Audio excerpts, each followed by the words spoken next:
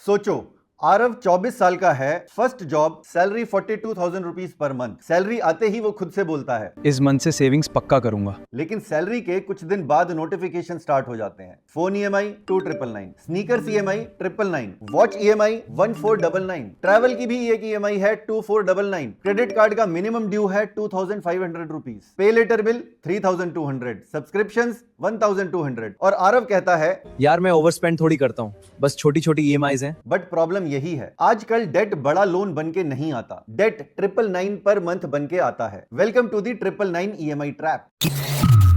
पहले लोग लोन लेते थे घर के लिए, कार के लिए, एजुकेशन के लिए या बिजनेस के लिए। आज क्रेडिट लाइफस्टाइल के लिए यूज हो रहा है। इशू ये नहीं है कि जेनजी एंजॉय कर रही है, इशू ये है कि यंगस्टर्स अपनी करंट इनकम से नहीं, फ्यूचर इनकम से लाइफस्टाइल फंड कर रहे हैं। आपको लगता है बस 999 ही तो है, बट एक 999 कभी अकेले नहीं होता। उसके साथ एक और 999, एक 1499, एक 2,999 और एक क्रेडिट कार्ड का बिल भी आता है। और धीरे धीरे सैलरी का मेजर पार्ट आने से पहले ही बुक हो जाता है। डेटा भी यही ट्रेंड शो करता है। होम क्रेडिट इंडिया की स्टडी के अकॉर्डिंग 2025 में 46% बोरोवर्स ने फोन्स और होम अप्लायंसेस खरीदने के लिए लोन लिया। पैसा बाजार सर्वे के अकॉर्डिंग H1 2025 में 27% पर्सनल लोन टेकर्स ने जो लोन लिया था वो ट्रैवल के लिए लिया था।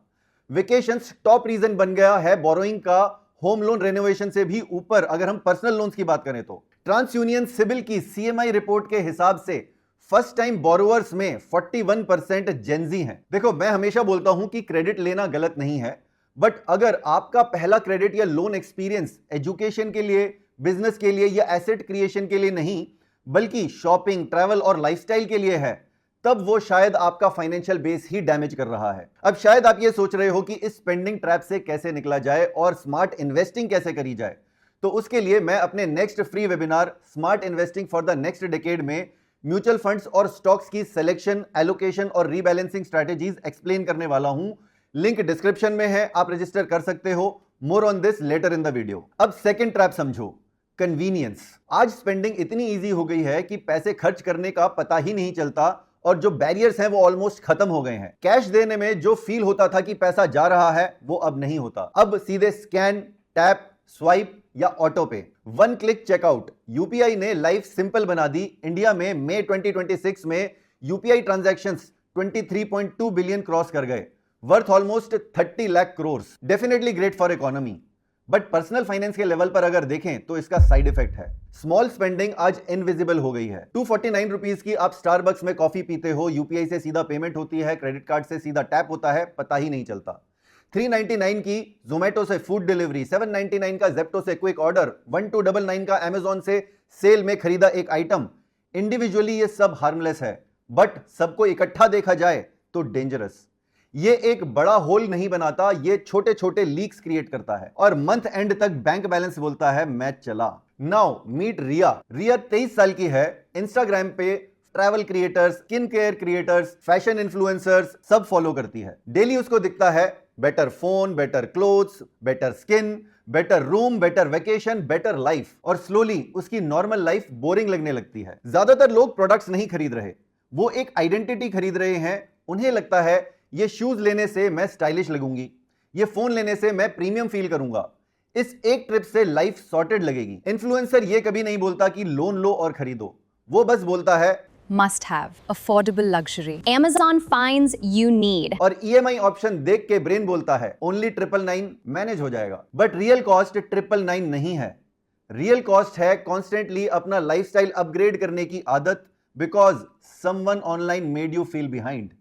अब सैलरी साइकिल देखो, सैलरी आई, एक दिन के लिए रिच फील हुआ, फिर EMIs कट हुई, क्रेडिट कार्ड का बिल गया, पे लेटर गया, सब्सक्रिप्शंस गए, रेंट गया, फूड गया। 10th तक बजट एकदम टाइट, 20th तक स्ट्रेस, 25th तक credit card again, and next salary day same story repeats. ये कोई फाइनेंशियल फ्रीडम नहीं है, this is instalment based living.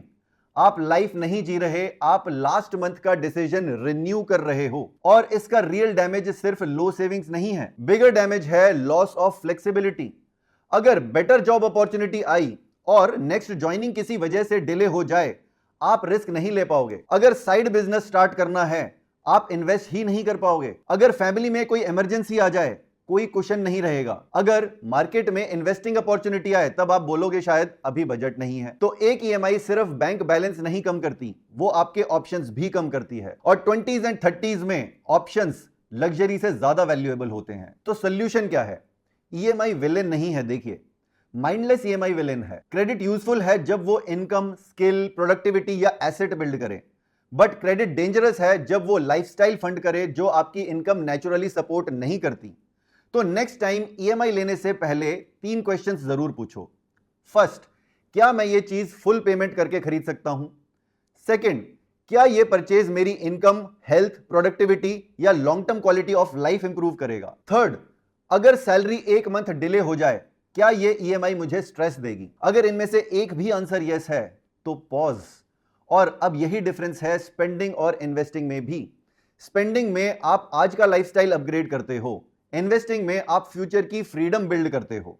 लेकिन इन्वेस्टिंग भी रैंडम नहीं होनी चाहिए। Random stock, random mutual fund, random SIP, ये वेल्थ प्लान बिल्कुल नहीं है। इसीलिए अगर आप जेन्युइनली समझना चाहते हो कि नेक्स्ट डेकेड के लिए स्मार्ट इन्वेस्टिंग कैसे करनी है, कैसे म्यूचुअल फंड्स और स्टॉक्स सेलेक्ट करने हैं, एलोकेशन कैसे डिसाइड करनी है और पोर्टफोलियो को टाइम टू टाइम रीबैलेंस कैसे करना है, तो मैं अपने नेक्स्ट फ्री वेबिनार में ये सब एक्सप्लेन करने वाला हूं एकदम सिंपल लैंग्वेज में।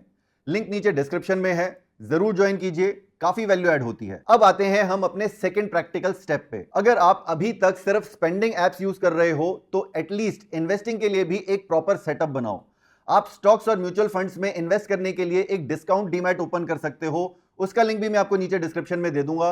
और अकाउंट ओपन करके ब्लाइंडली ट्रेड मत करना, पहले बेसिक समझो, अपना एक इमरजेंसी फंड बनाओ और फिर प्लान्ड वे में इन्वेस्टिंग स्टार्ट करो। अब वापस से स्पेंडिंग की बात करते हैं तो एक सिंपल रूल फॉलो करो। कोई भी आइटम जो 2000 रुपए से ज्यादा का हो उसके लिए जस्ट वेट फॉर 24 आवर्स, क्योंकि फर्स्ट रिएक्शन हमेशा इमोशनल होता है, सेकेंड रिएक्शन शायद प्रैक्टिकल होता है। सेल अर्जेंसी क्रिएट करती है, इन्फ्लुएंसर डिजायर क्रिएट करता है, ईएमआई अफोर्डेबिलिटी का एक इल्यूजन क्रिएट करती है। 24 आवर रूल कंट्रोल आपका वापस ला सकता है। सो नेक्स्ट टाइम जब स्क्रीन पर दिखे ओनली 999 पर मंथ, अपने आप से ये मत पूछो कि कैन आई अफोर्ड 999, ये पूछो मेरी लाइफ में ऑलरेडी कितने 999 चल रहे हैं। क्योंकि वेल्थ सिर्फ बड़े फाइनेंशियल मिस्टेक से डिस्ट्रॉय नहीं होती, कभी कभी वेल्थ छोटे छोटे पेमेंट से डिस्ट्रॉय होती है जो शायद हार्मलेस लगते हैं। जेनजी का रियल फ्लेक्स ईएमआई पे कुछ खरीदना नहीं है, रियल फ्लेक्स है फ्रीडम, सेविंग्स और control. Simply remember this, EMI चलाते चलाते कहीं ईएमआई ही आपको ना चलाने लग जाए। अब इस वीडियो को लाइक एंड शेयर जरूर करना अपने यंग फ्रेंड्स और फैमिली मेंबर्स के साथ, और इस चैनल को अभी तक अगर सब्सक्राइब नहीं किया है तो नीचे से सब्सक्राइब करके अपने फोन में बेल आइकन जरूर प्रेस कर लो, जिससे आपको लेटेस्ट फाइनेंस वीडियो का नोटिफिकेशन मिल जाए। I will see you in next one now. तब तक सीखते रहिए, कमाते रहिए और हमेशा की तरह खुश रहिए।